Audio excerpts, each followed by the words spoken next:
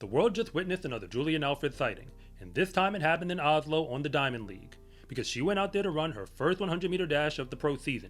And people have been waiting for a while because she's already the world leader in the 200. She's actually run that event now more than once, but every time we see Julien Alfred, she does the exact same thing. She runs away from the field and makes it look like they never really had a chance by the time it's over. So that is exactly what happened in Oslo. I'm going to set the stage, because you deserve to know what actually happened. Like, the highlights don't do it justice. Julien Alfred goes into a Diamond League race where if you want a high-profile field, at least when we talk about the 100, they gave you that. Now, all the Americans who were in the Olympic final last year, all three of them, they were not on the line. But after that, remember, there's only but so many people in the final.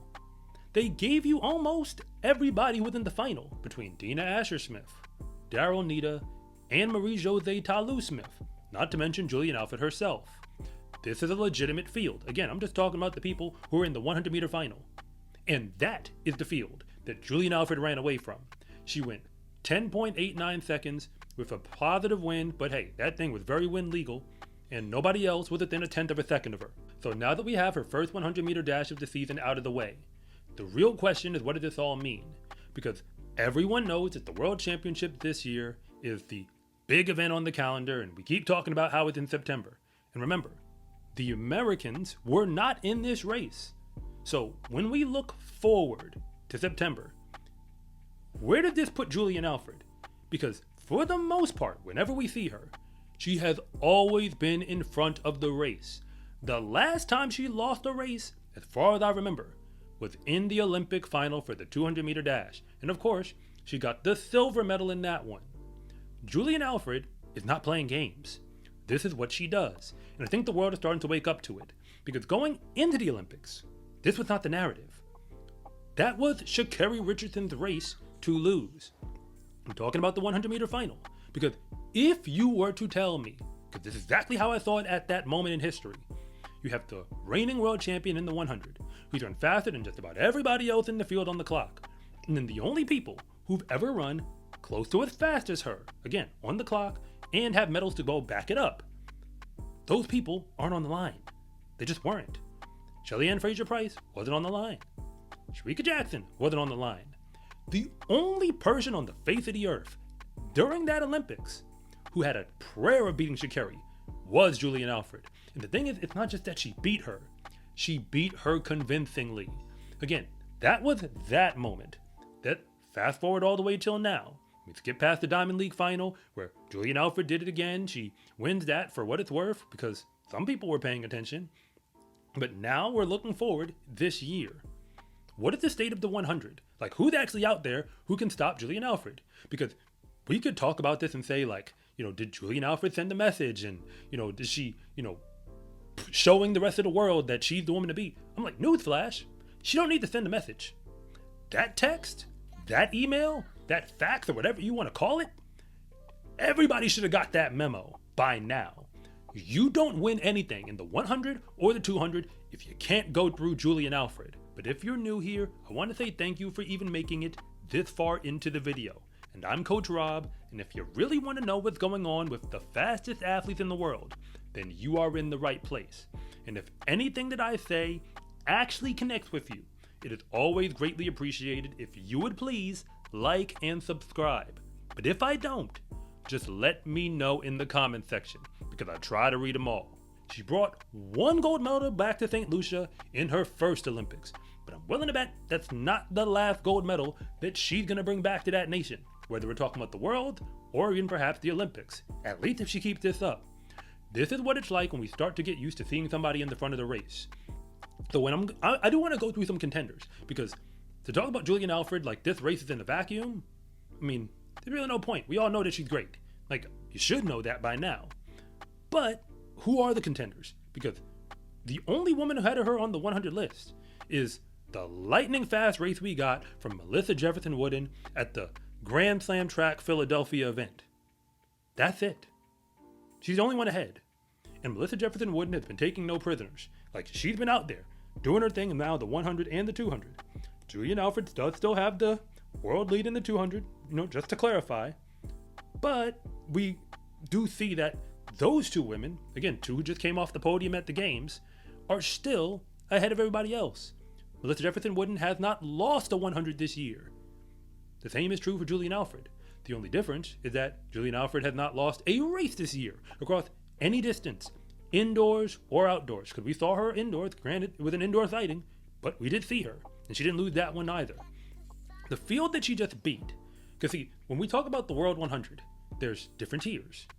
There's tier 1, the people who already have medals on the world stage, specifically gold ones. That's who I call my tier 1.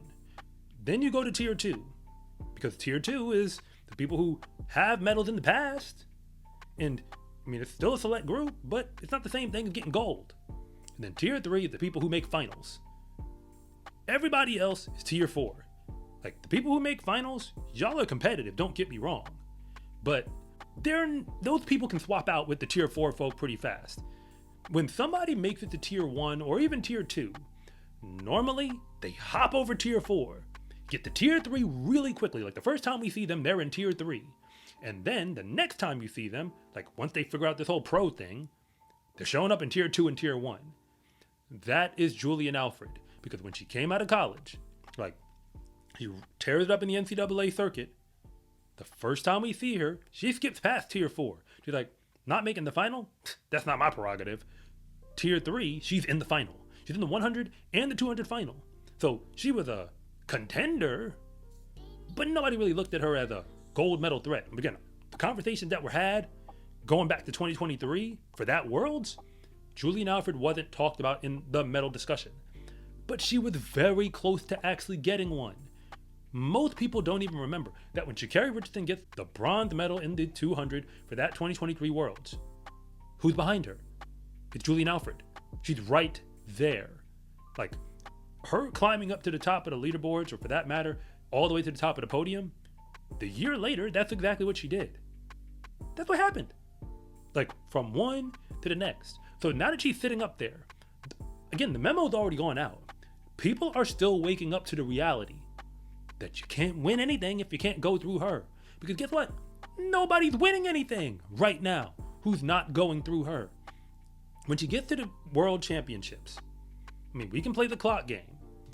Even if you're just going off of PRs, right now, the same two women who were on the podium with her at the games in Paris are the only two women in the world for whom I have any real confidence can actually stop her from getting gold. I mean, Shericka Jackson in top form? Yeah, we could add her to that list. And Shelly-Ann Fraser-Pryce, based on past performance, you could add her to that list. But be honest, based off of everything we have to go off of in 2025, I'm not saying that either of those women are going to beat Julien Alfred in the 100 in 2025. It could happen. Like, I'm acknowledging, comment section, I'm letting you know. I acknowledge a world in which it's possible. It's just not the one I think we're living in.